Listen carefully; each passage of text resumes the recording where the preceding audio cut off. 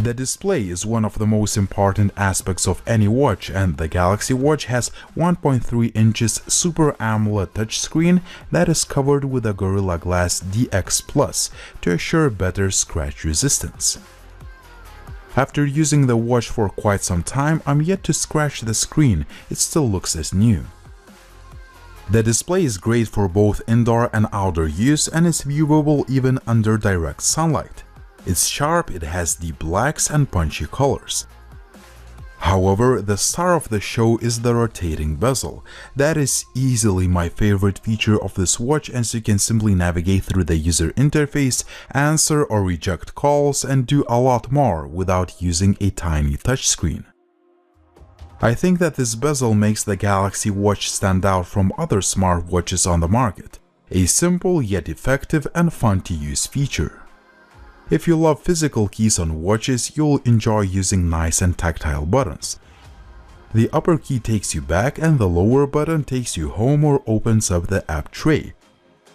If you double press it, you'll open up Bixby Voice Assistant. If you don't like Bixby, you can remap this button. I don't really like talking about specs on smartwatches, but I wish the device had more than 4 GB of storage. On the other hand, I didn't fill up the internal hard drive yet, as I mostly use online streaming services. The Galaxy Watch has all the connectivity options you need. It has Wi-Fi, GPS and NFC, so you can use it with a Samsung Pay if the service is available in your country. What is a bit frustrating is that the watch uses the Bluetooth 4.2, not the latest Bluetooth 5, which has significantly better range and speed. The watch runs on the Tizen OS 4.0. It seems that Samsung crammed in every feature and setting they possibly could. Just to name a few, you can change the looks by selecting from a huge variety of watch faces, customize them or download the new ones. You can also make or receive calls since the watch has a built-in loudspeaker. People I spoke to didn't hear the difference between a watch and the regular cell phone. However, I found the sound to be tinny and flat on my end, but the voice was still clear and understandable. As far as notifications, they work very well with each app I use, including Gmail, Facebook, Twitter, Instagram, WhatsApp, etc. You can also listen to music thanks to the built-in 4 GB of internal storage, and I like connecting the watch to one of my Bluetooth earphones, so I don't need to bring my phone with me when exercising. I usually download offline Spotify playlists, which is a really neat feature. The Galaxy Watch has all sorts of apps and you can always download new ones from the Galaxy App Store. Once I reviewed the Gear S3, there weren't many apps to choose from, but right now there are plenty of them and the list keeps growing. My favorites include the news briefing, GPS navigation, Spotify, but my most favorite is the S Health app that makes the Galaxy Watch a true fitness companion and it motivates you to be more active. You can select from a huge variety of activities and the watch measures your heart rate manually or automatically. Also, the Galaxy Watch tracks your steps, floors climbed, calories burned and the distance walked very accurately thanks to the pedometer, GPS and other sensors.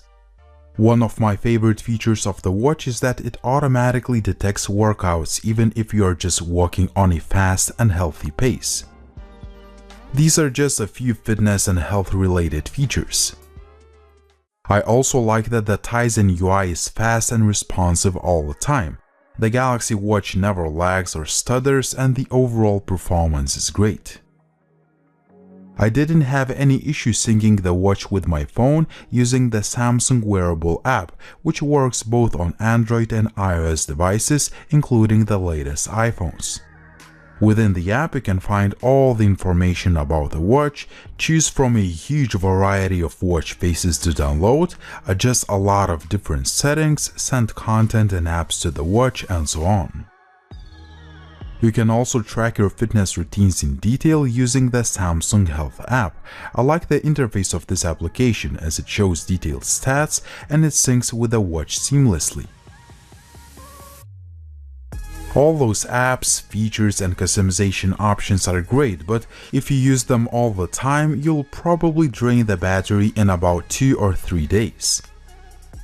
If you use the watch just for fitness tracking and receiving notifications, you can expect to get about 5 days out of the battery, which is a pretty good result. The watch ships with a wireless charger that fully charges the watch in less than 2 hours. After using the Samsung Galaxy Watch for a long time, I think it's the most feature-packed and advanced smartwatch you can buy at the moment, but there are a few flaws to consider. The main shortcomings include quite a high price tag of about $300 US. In addition, the watch still uses the Bluetooth 4.2, whereas the Bluetooth 5 is the latest technology. Also, I wish the watch had more than 4 GB of internal storage. On a positive side, I like the design and build, excellent display, decent battery life, and the rotating bezel makes navigating through the feature-packed user interface a breeze. I also love seamless integration with a smartphone, there are no issues with notifications, and integrated fitness features including auto workout detection always motivate me to be more active. At the end of the day, the Samsung Galaxy Watch does have a few flaws to consider, but I still think it is one of the most advanced and feature-packed smartwatches. Even though this is not the cheapest smartwatch out there, I think it is worth the price considering the feature set and the fact that it's been working very well all the time. In case you're interested in picking one up, check out the video description for the latest prices. What do you think about the Samsung Galaxy Watch? Would you choose this smartwatch or would you choose another option? As always, use the comment section down below, like the video if you liked it, please subscribe to the channel if you haven't already, and as always, it was Linus, thank you for watching and see you soon.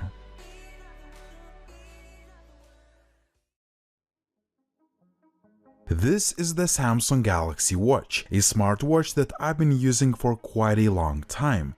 I think this is one of the most complete and advanced devices in its category, but it's not a perfect product. In this video, I will go through the pros and cons of the Galaxy Watch and I'll try to answer the question if it's worth a price of about $300 US.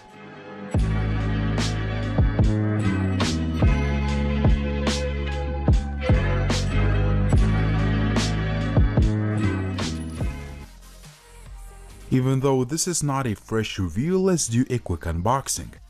Inside the packaging you get a charging dock, travel adapter, a small strap, and some paperwork. The watch comes in 42 and 46mm sizes.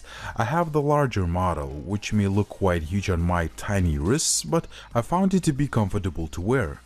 However, I would probably recommend you the smaller model if you have smaller hands.